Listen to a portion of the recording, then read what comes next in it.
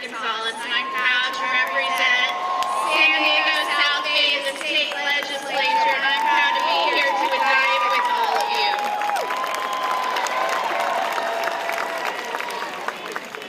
you. You know, my father came to this country as an immigrant from Michoacan, Mexico, some 45 years ago. He came for a promise of America, a job in the strawberry fields in San Diego, and the hope that his family one day would have the opportunities that that promise held. And we always did, until lately, when America seemed a little bit more tarnished. But we can change all of that, can't we?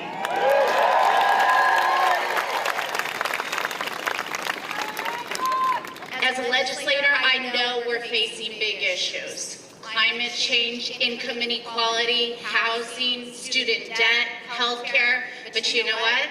Elizabeth Warren has a plan for that.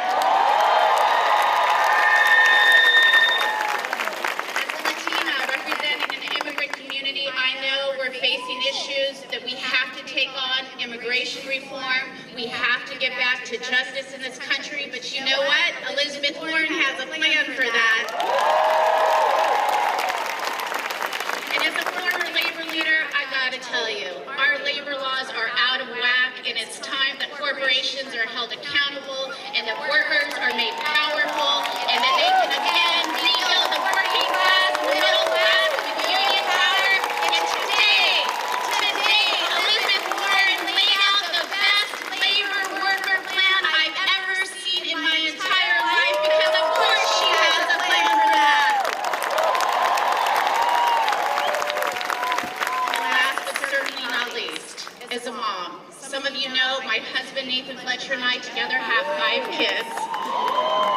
And if nothing else, I'm a mom. And they're facing big, transformative issues. This election will matter more for their future than any election ever has. And you know what? I want my kids to get what they deserve. And they deserve Elizabeth Warren's America. They deserve that opportunity to be everything that they've ever dreamed of, and that's going to happen in Elizabeth Warren's America. And ladies and gentlemen, brothers and sisters, it is my greatest honor to stand before you, announce my endorsement and my support for the next President of the United States, Senator Elizabeth Warren.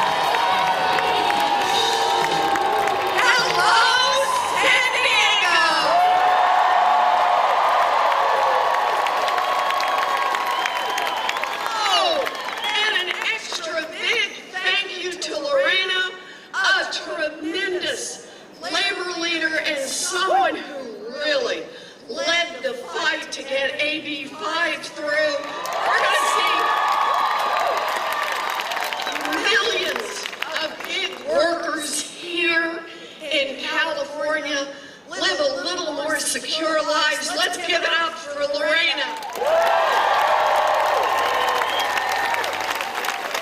Oh, wow. It is good to see lots of folks in San Diego.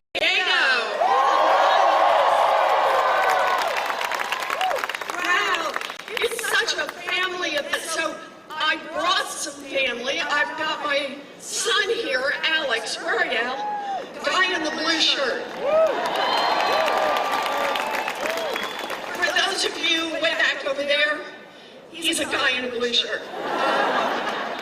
So now, just so you know, Alex has been my tech support since 2nd grade. It's true. It's true. And now he runs his own little business, and he is taking up a new plan, and that is support your mother mother when she runs for president of the United States.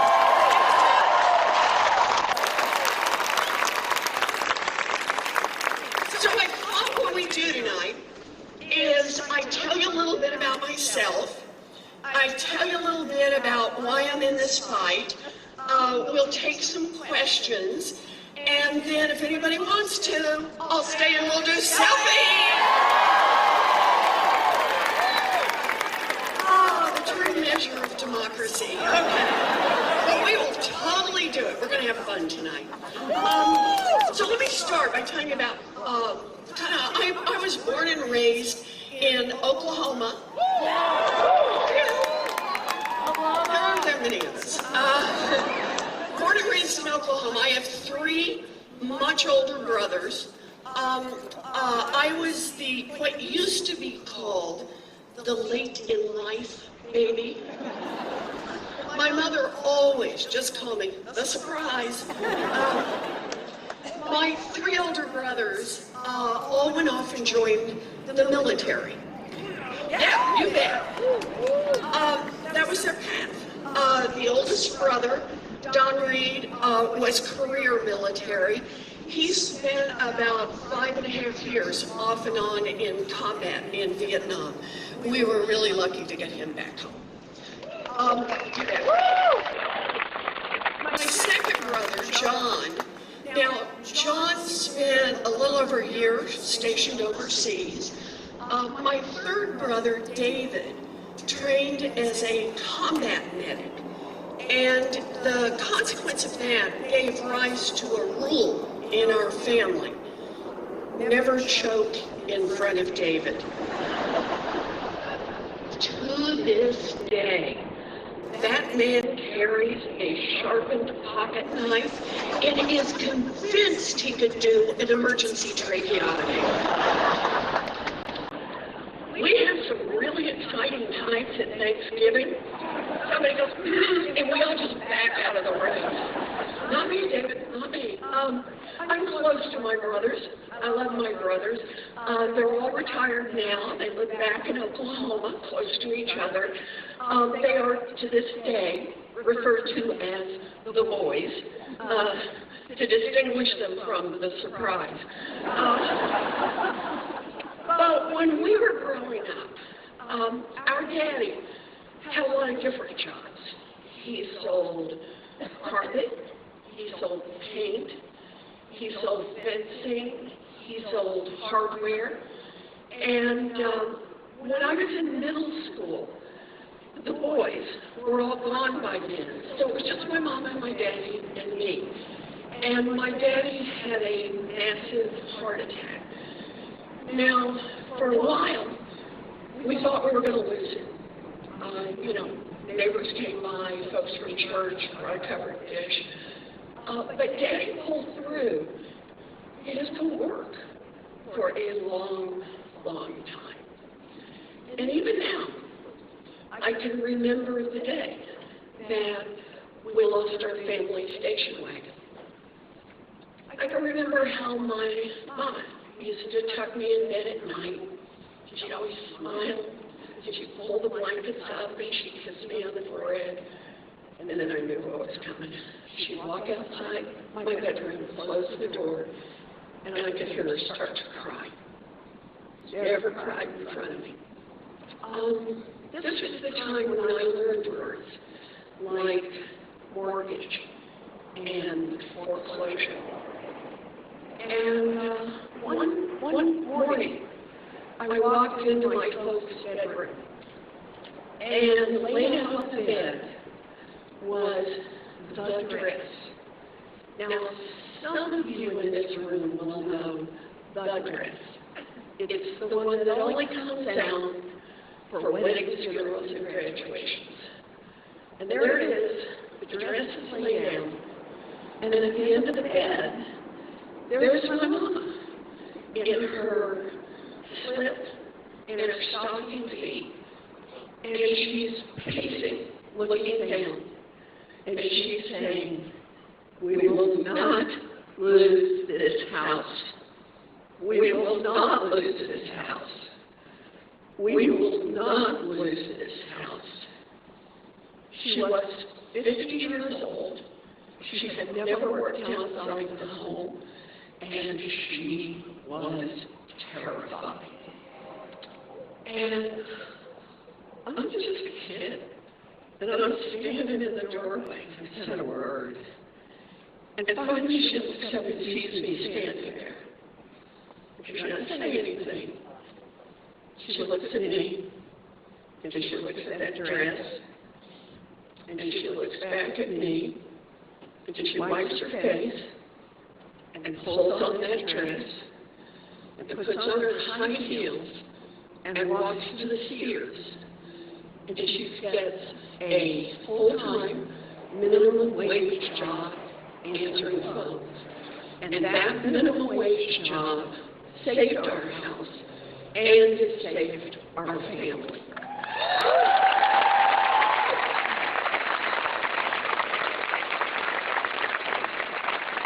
You want to know why? There is the story. That's it. Because my mom taught me that no matter how hard it is, no matter how scared you are, when it comes down to it, you reach down deep, you find what you have to find, you pull it out, and you take care of the people you love.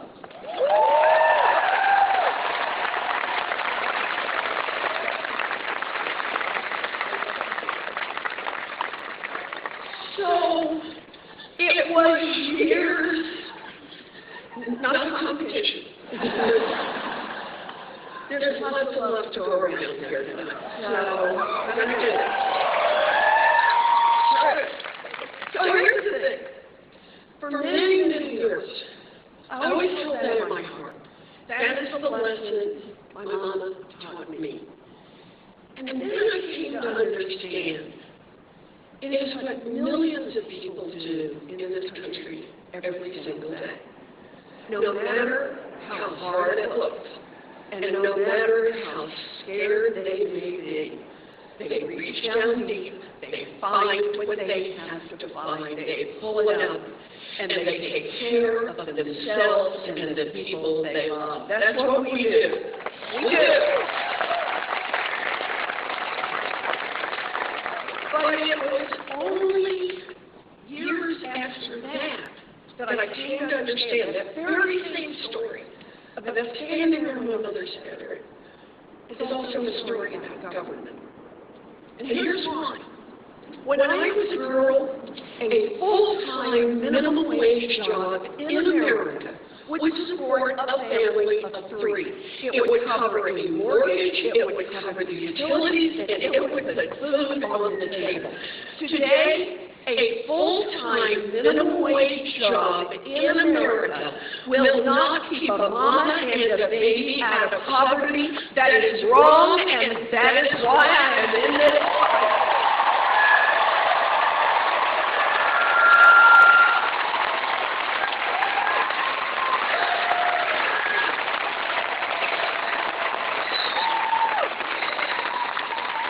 And here's the thing. The reason for that difference is about who our government works for. When I was a kid, the question asked in Washington is, what does it take a family of 3 to survive? What does it take for them to make it in America? What does it take a family of 3 to get a good toehold in America's middle class, a place that is solid, that they can build from? Today, the question asked in Washington is, where do we set the minimum wage to maximize the profits of giant multinational corporations? Well, I don't want a government that works for giant multinational corporations. I want one that works for our families.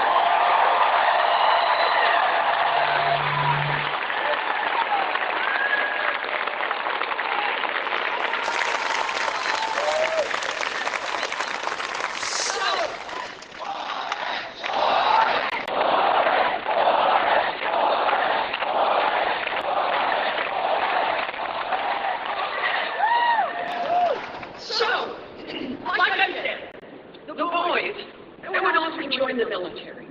That was their chance, their path to America's middle class. Not college, there it was for them. But me, I had a different dream.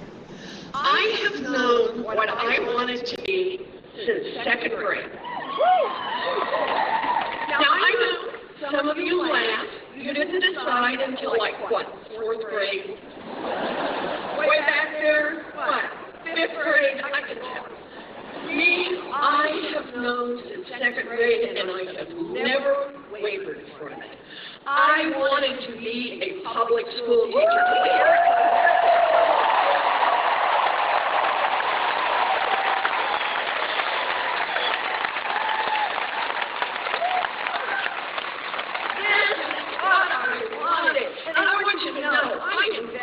Early. I used to line my dollies up and teach school. I had a reputation for being tough but fair. But I wanted it. Every day that went by, it's what I wanted.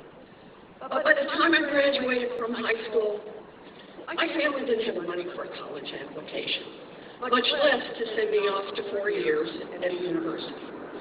So, like a lot of Americans, I do not have a straight path story. I have a story with some twists and turns.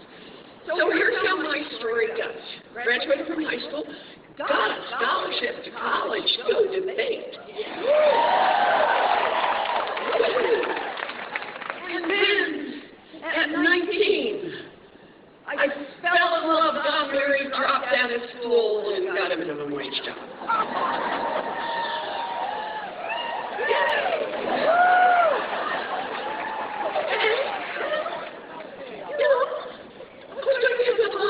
And that's what I chose. I wanted the dream. And so we're living down in Texas, and then I found a commuter college 45 minutes away from where we were living. Cost $50 a semester. And for a price I could pay for on a part-time waitressing job, I finished my 4-year diploma. I became a special needs teacher. I have lived my dream.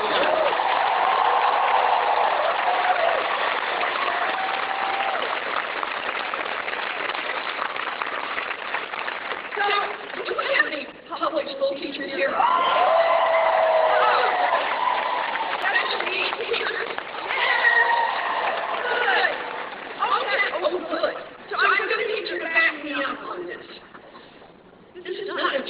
This is a call.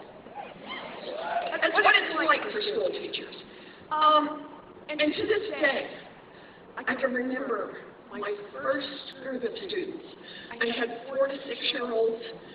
I still remember their faces. I remember the things we worked on. I remember the successes and the not successes. I love those babies. And the truth is, I'd probably still be doing that work today, but the story has another twist. By the end of my first year in teaching, I was visibly pregnant. Oh, somebody said, oh, the nipple was about to drop. The principal did what principals did in those days, wished me luck and hired someone else for the job. Okay, so there I am. I got a new baby, can't get a job. What am I going to do? Oh, I'm going to do something. By this time, we moved to New Jersey. And I decided, I'll go to law school.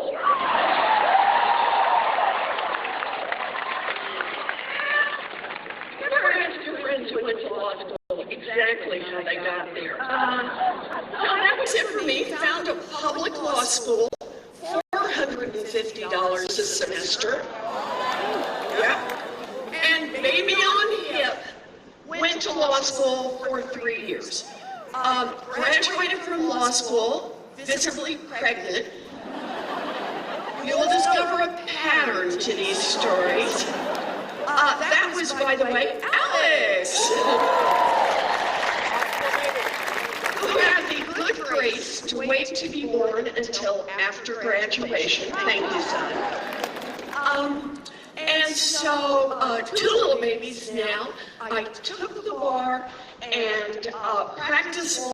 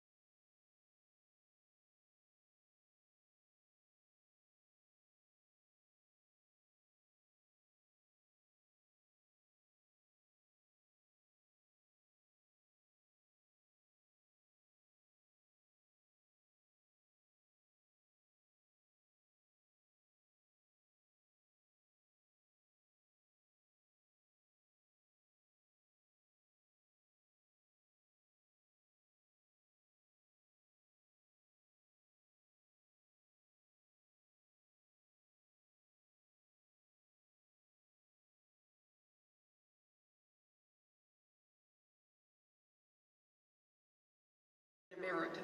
Why is America's middle class being hollowed out? And why is it that for people who work every bit as hard as my mother worked 2 generations ago, today find the path so much rockier and so much steeper? And for people of color, even rockier and even steeper.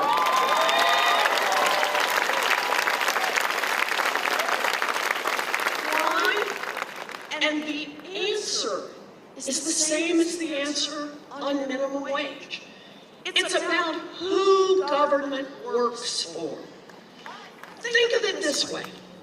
We have a government that works fabulously for giant drug companies, just not for people trying to get a prescription filled. We have a government that's there, works great for people who want to invest in private prisons and private detention centers. Yeah, just not for the people whose lives are destroyed and whose communities are torn apart. We have a government that works tremendously for giant oil companies that want to drill everywhere. Just not for the rest of us who see climate change bearing down upon us.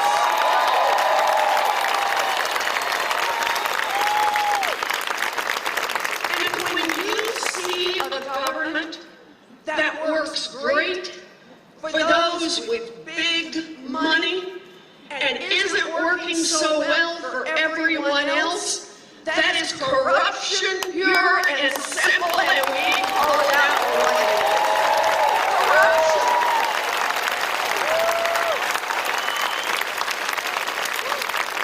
Corruption. And believe this, whatever issue brought you here today, whether it's health care, or immigration, or gun safety, or climate. If there is a decision to be made in Washington, it has been influenced by money. It It has been nudged by money. It has been shaped by money. It has been affected by money. That is corruption, and that's why I'm in this fight.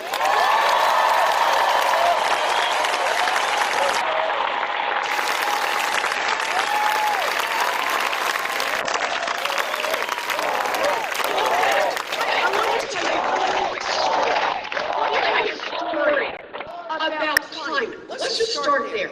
Go back and read from the 1990s, early 1990s. Our country, our scientists, and people generally are starting to get it about what's going on climate. They're starting to get it of what it means to be putting so much carbon into the air. They were calling it global warming, but they had the basic idea. They understood.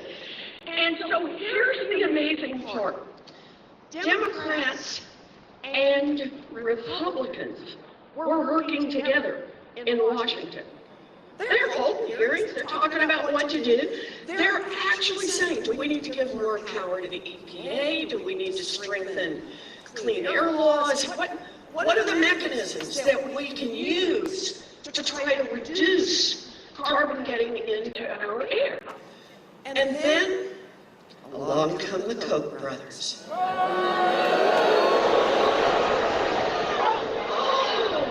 I see you've heard of the Koch brothers. Yes, and the big oil companies and the giant polluters.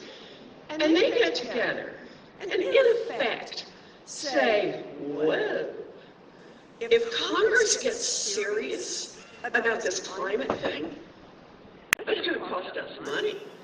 It's going to bite into our bottom line. So they've got an investment decision to make. They could decide, you know what, we're done with fossil fuels. We're moving to the clean, no, they don't do that. They could decide, we're going to invest in how you clean carbon out of the water, out of the, they don't do that. They make an investment decision.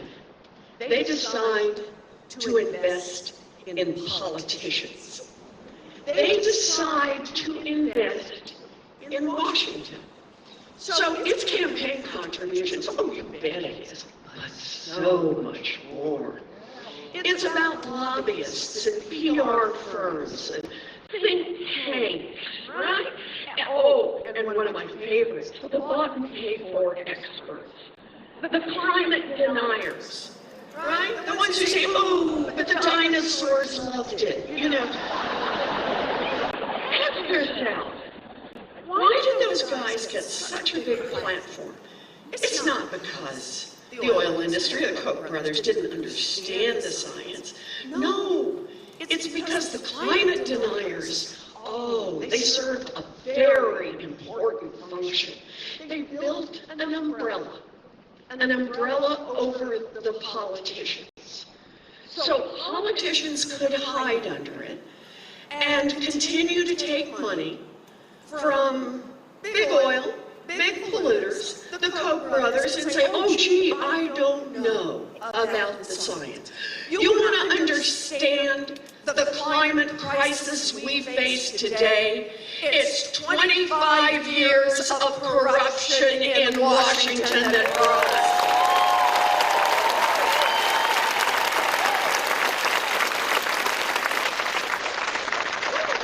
I mean, here's the thing. We're not going to be able to fix this with, you know, one little statute over here and two small regulations over there.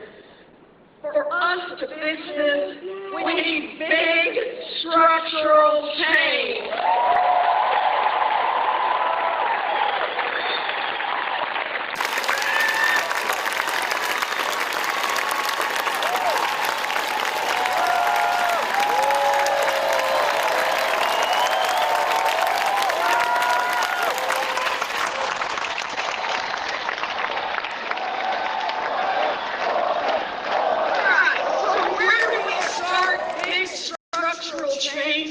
Let's attack the corruption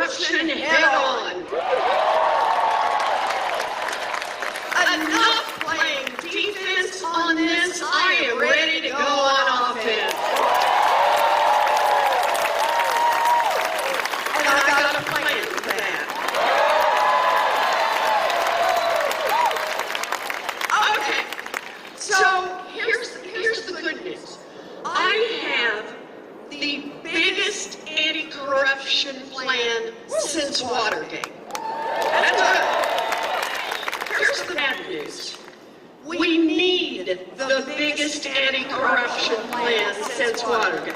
So you wouldn't be surprised, because money makes itself felt in so many ways. There are a lot of pieces to this plan.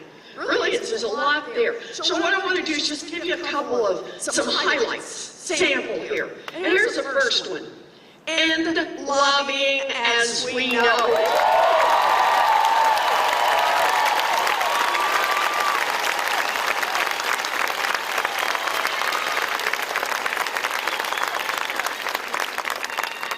Let's block the revolving door between Wall Street and Washington.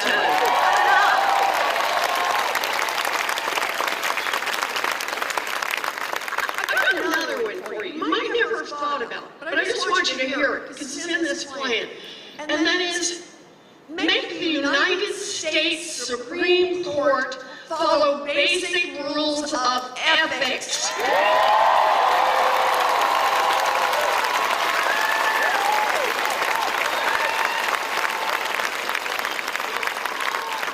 So, I could do these all night long. I really could, it's a whole thing. But let me just give you one more that would really root out some corruption. You ready? Okay, so here it is.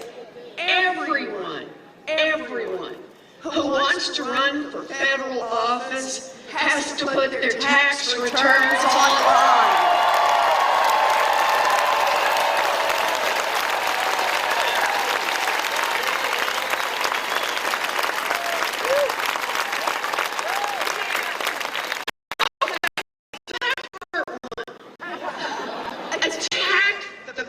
Head on.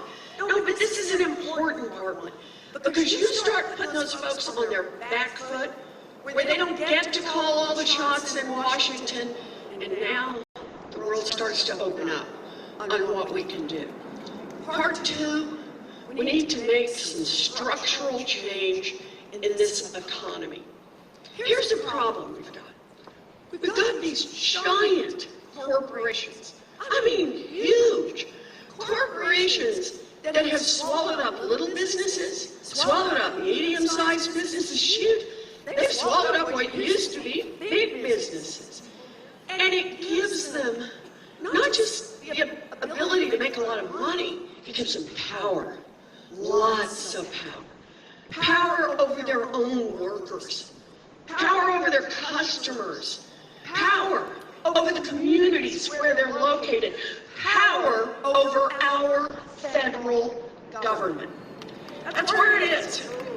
When you see something like that, it's clear to me what we need is a president with the courage to enforce the antitrust laws. Break up.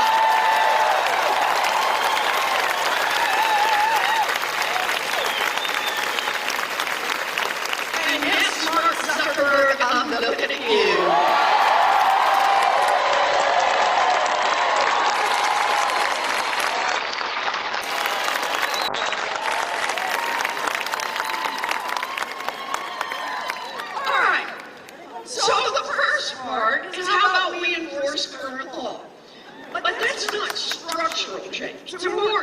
It's important, and it hasn't been done for a long time. But what I want is some structural change. When you see this much power in the hands of corporate America, you've got to think about how you get some balance in the system. It's not just always the government. How do you get real balance in the system? The answer is we need more power in the hands of workers, make it easier to join a union, and give unions more power when they negotiate.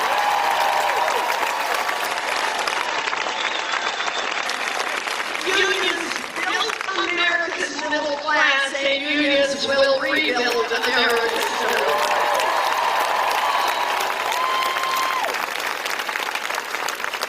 So that's one way.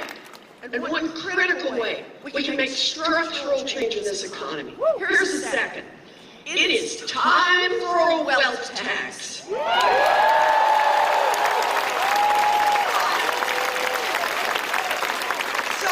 let me talk to you about my idea for this. Here's the idea.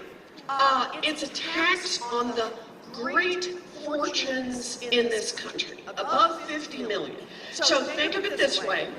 Your first 50 million free and clear. I see some of you saying, oh, I can deal with this one. She's not unreasonable. Okay, good. But on your 50 millionth and first dollar, you gotta pitch in 2 cents. And 2 cents on every dollar after that. 2 cents. Now, here's the thing. So everybody kind of is hooked in on what happens here. Anybody here own a home or grew up in a family that owned a home? Yeah. You've been paying a wealth tax. They just call it a property tax. What I'm suggesting is for the really, really rich. It includes your real estate, but it also includes your stock portfolio, the diamonds, the Rembrandt, the yacht.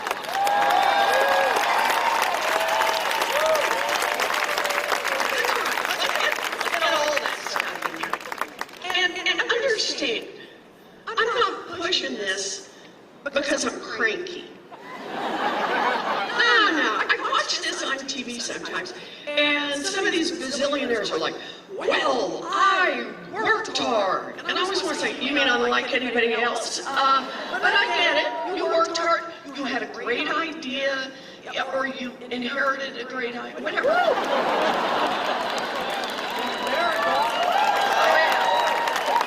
But it's true.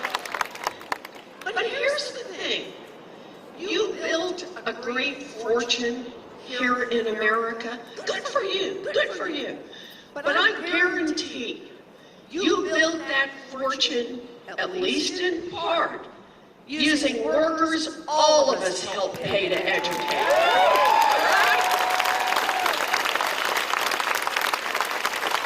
You built that fortune, at least in part, getting your goods to market on roads and bridges all of us help pay to that.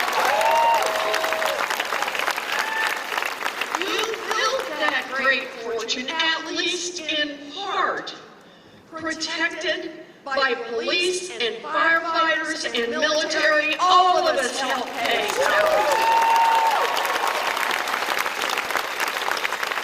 Here's the thing, we are glad to do it. We're Americans, we're happy to make these investments. Investments in what people can create, investments in opportunity. We're happy to do it. All we're saying is if you make it big, I mean really big, I mean top 1/10 of 1% big, pitch in 2 cents so everyone else gets a chance to make it.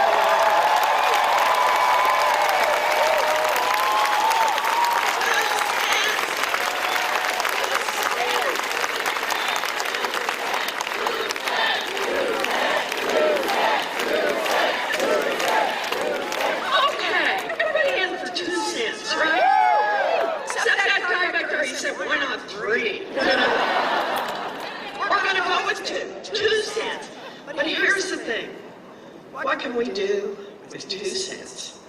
Oh yeah, this is why I call this one structural change. So not only do we ask the top 1/10 of 1% to pitch in 2 cents, we then spend it on universal child care for every baby in this country aged 0.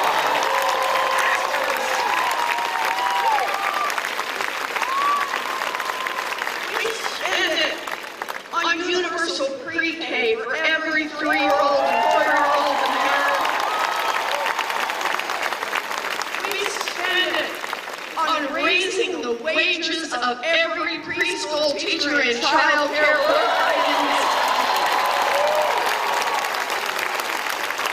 this country. We can do all of that, plus, with that same 2 cents, we can provide tuition-free post-high school, technical school, community college, and 4-year college for anyone who wants to educate.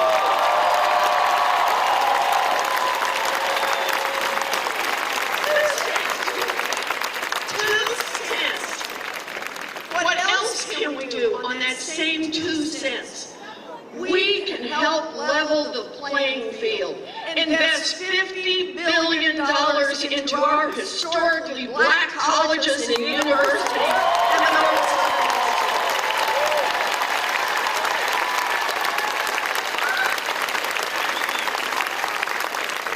we can do all of that, plus, we can cancel student loan debt for 90%.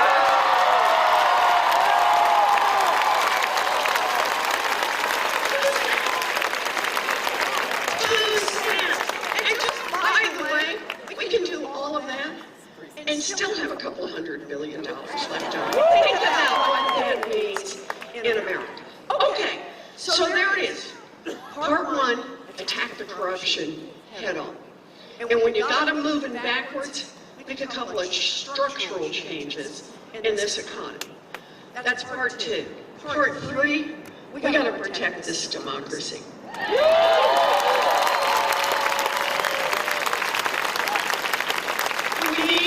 Constitutional amendment to protect the right of every American citizen to vote and to get that vote counted.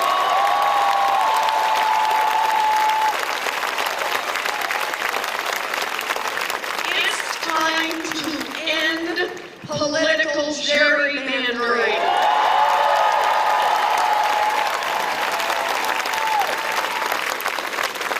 We need to overturn every single racist voter suppression law in this country.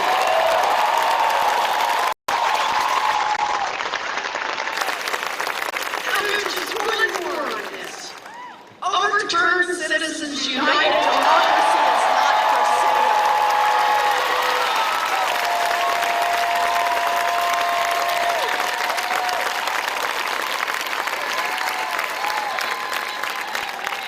So, there it is.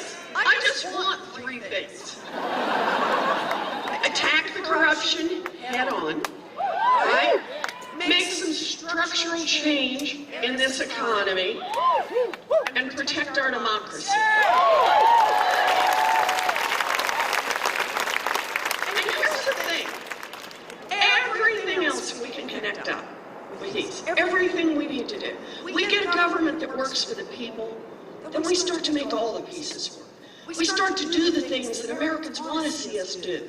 We can do gun safety. We can protect our climate. We can protect our kids. We can provide health care for our people. We can do it all. But we have to start by attacking the corruption, by structuring this economy, and by protecting our democracy so it doesn't just represent a thin slice at the top, so it represents all of us.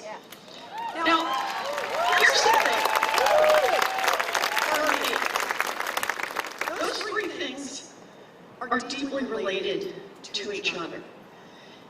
The way I see it, they're about who in America gets opportunity, who actually has a chance in this country to build something, who has a chance. We can build an America where every child in this country gets a first-rate education. Think about that. Not some, not 12 kids, everyone. An opportunity to get a good job, an opportunity to start your own business, an opportunity to start your own farm, an opportunity to love the person you love and build the family you love.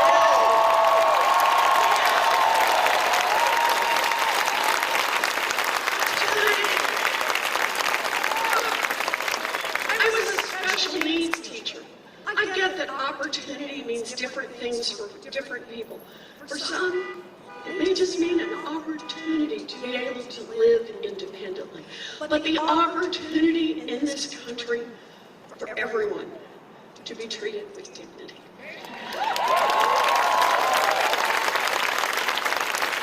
And here's why that matters so much to me. You know what I wanted to be, a teacher. And not in a million years did I ever think I would run for public office. But I'm here because I got the opportunity to be a public school teacher. I got the opportunity to be a college professor. I got the opportunity to be a United States Senator. And I got the opportunity to be a candidate for President of the United States of America. Dream big, fight hard, let's win!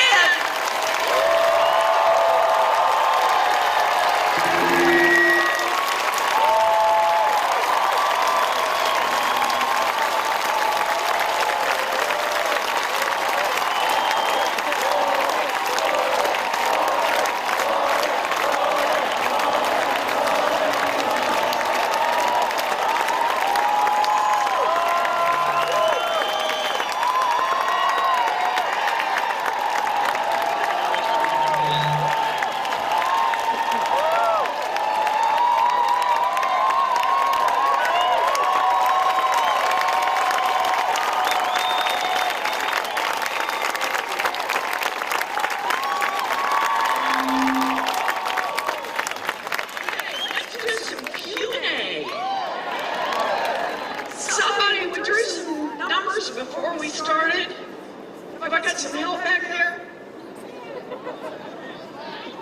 Somebody's doing this. We are so organized here. Have we got our folks who've got tickets?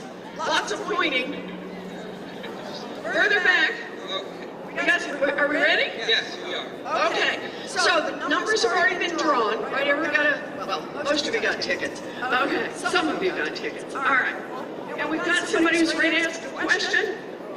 Fabulous. Yeah, hi, I'm Robbie. Hi, Robbie. Hello. I live.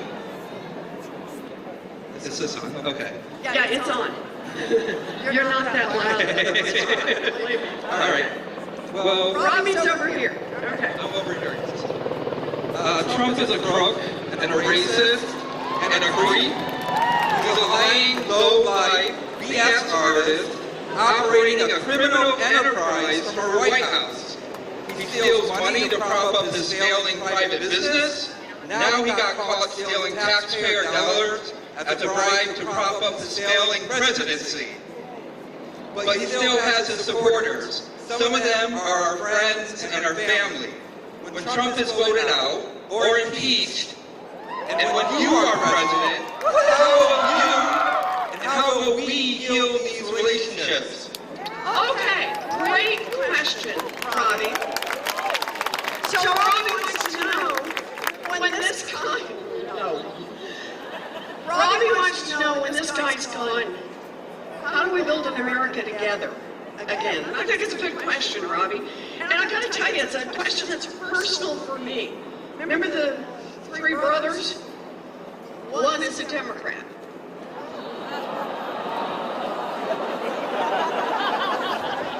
Do the math. But I love all three of my brothers. That is the deal. And here's the part I remind myself of every day. We have differences, and look, some parts are way, way out there. But for most of America, we have a lot more in common than we do that's different. So, look at it this way. Right now in America, more than 90% of Americans want to see us put some sensible gun safety legislation in place. Background checks, get automatic weapons off our streets, make our children safe. More than 90%, and that's not more than 90% of Democrats, that's more than 90% of Americans. Democrats, Republicans, Independents, Libertarians, Vegetarians, on. Right? So here's the thing. You need to ask yourself, you really have to stop and ask yourself, in a democracy, when more than 90% of the folks want a thing that they're pretty clear on, why doesn't it happen? Why can't we even get a vote on it? And the answer? Corruption. So here's my pitch, and that is, when we're in, And we're going to get there. When we win in November,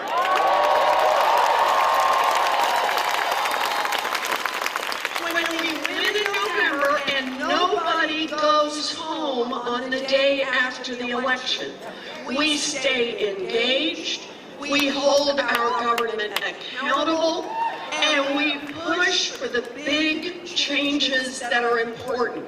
When we pass gun legislation that most Americans want to see us pass, suddenly the world starts to look a little different.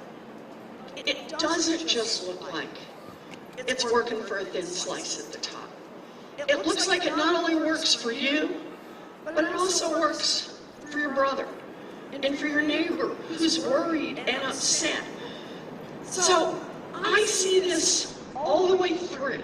You know that 2-cent wealth tax? When I go to bed at night, sometimes I'm thinking, this thing has happened, this thing has happened, then I think, 2-cent wealth tax.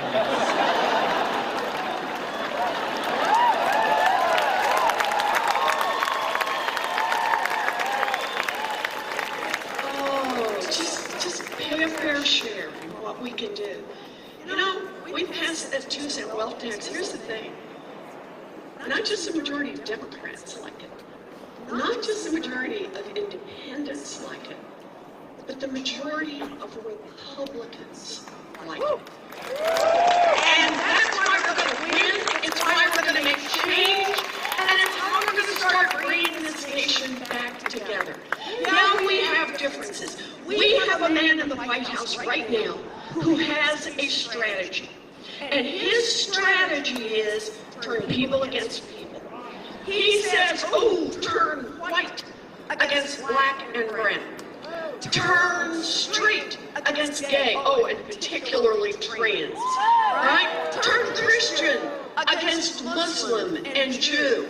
Turn everybody against immigrants, particularly immigrants of color. And so long as all across this country people are turned against each other, he hopes that no one will notice how he and his corrupt buddies are taking the great wealth of this nation and lining their own pockets with it.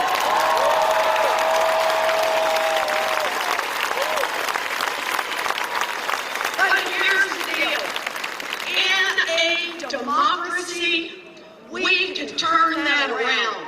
We can pick up each other's battles. We can care for each other's children and for each other's grandparents. We can care for each other to be able to build a future in this country. We do that and we heal. We do better than we used to be. We become the America of our best values.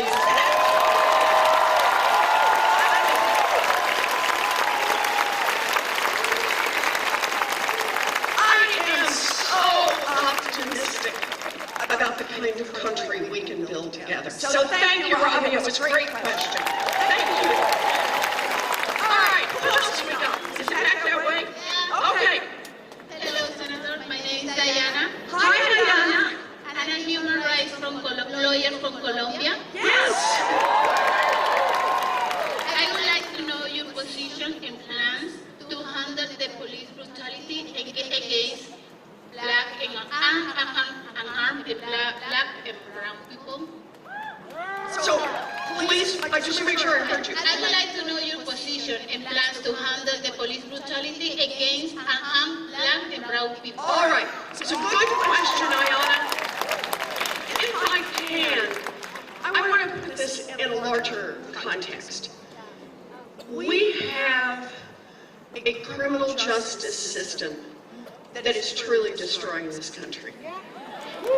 It is fundamentally wrong. And we have to be honest, straight up front, about what it is. Race lies right at the heart of it. Think about this.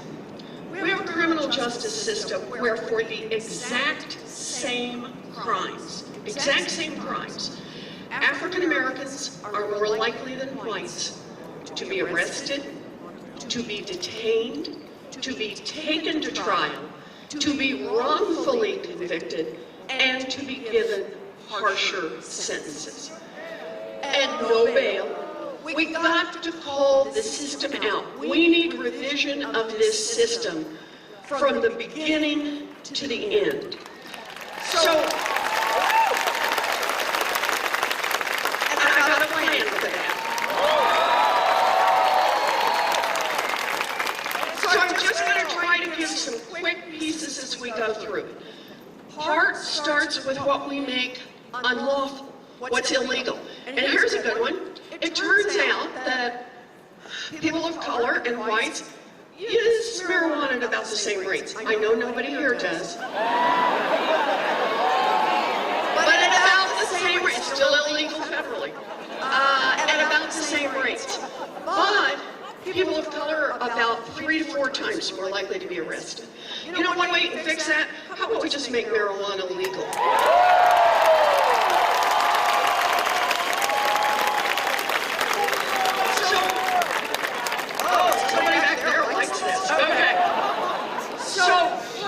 To work through the laws on what we make legal. Part of it is about our policing system. And I want to be clear on this. We need a Justice Department that enforces civil rights laws. And it is time for national policing standards, for best practices and putting a federal shoulder behind it. That we are willing to put money in for best practices, and we are willing to hold accountable those in the police who do not follow the law.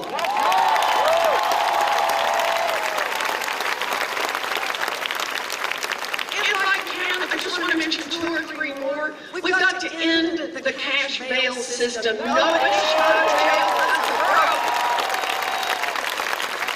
And no more for-profit prisons.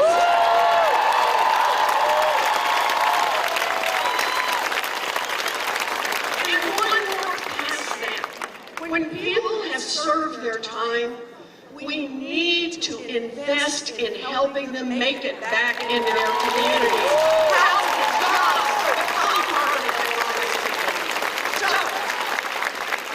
There's a lot to this, but it fundamentally boils down to we've got to be a country that believes in the worth of every single person and lives that every single day.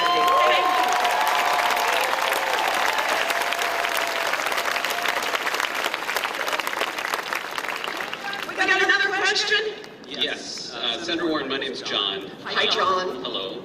You are an inspiration to my family and myself, and being on... That's so nice. It's true. And, you know, being on the world's biggest stage, you're under constant personal attack, unfair personal attack. How do you maintain that spirit of inspiration? You know, though, John, actually, yeah, and sometimes you got a plan for that. It's true. I have a good husband and a great golden retriever.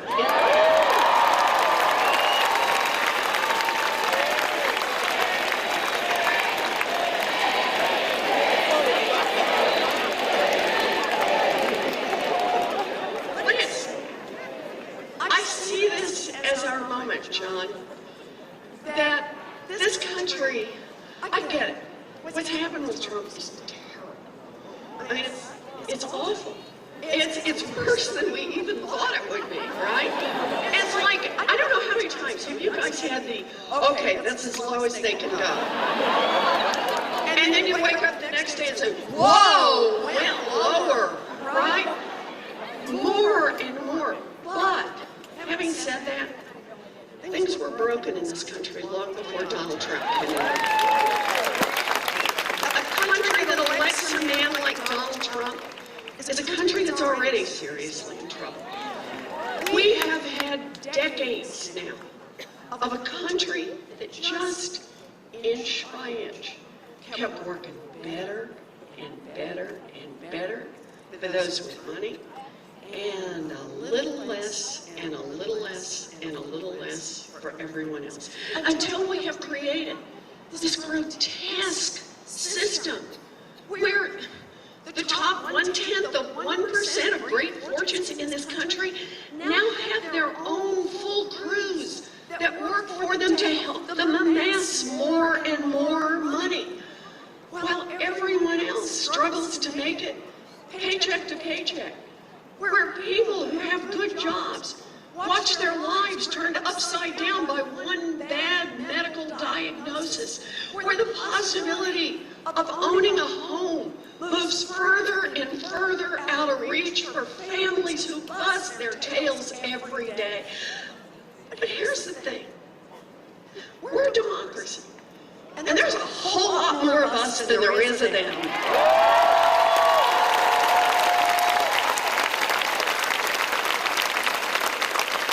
So I see this as our moment, John, our moment where enough people see what's wrong.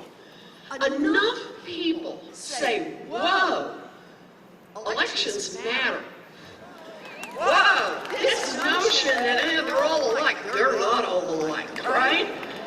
Enough people say, I'm off the sidelines and ready to get in the fight.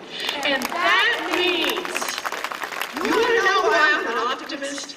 It means we're not here to talk about how do we make it like it would have been 4 years ago. We're not here to talk about how to go back 8 years ago or 12 years ago. We're here to talk about how we build a future that works for everyone. And I see that as what we can do and we can do.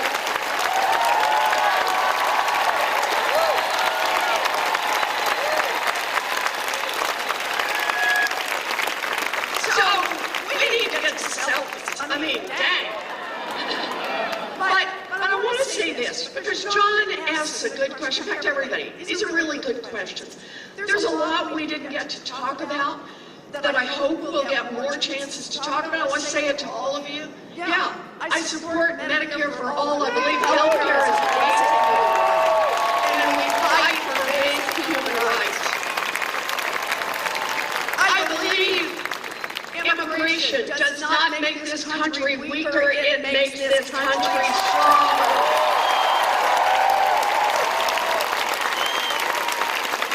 And I believe that together we can rebuild our democracy so it doesn't just work for a thin slice at the top, so it works for everyone.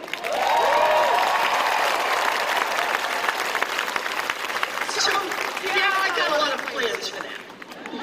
And I know I get teased about this, and I hope you'll go look at a bunch of them, ElizabethWarren.com. Go take a look, but here's the thing.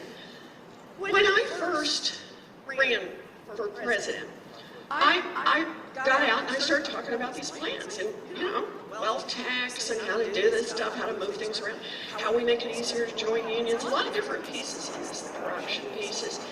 And folks back in Washington, all experts, of course, said to me, gee, I see you're out, you're running, Elizabeth, maybe you don't know this, but that's not how people run for president. They said, it's too hard, what you're trying to do. The way you do this, you smile a lot, you say some nice things, and that's how you run for president. And I remember thinking when I heard this, what do you think they said to the abolitionists? Think about it. There was a time when folks were saying, you can't make change like that. It's in the Constitution of the United States. America will never make that change. What do you think they were saying just a little over 100 years ago to the suffragettes? Right? Too hard, quit now. What did they say to the early union organizers? Too hard, quit now. What did they say to the foot soldiers in the civil rights movement? Too hard, quit a decade ago to the LGBTQ activists. Too hard, quit now. But they didn't quit. They got organized. They built a grassroots movement. They persisted. And they changed the course of American history.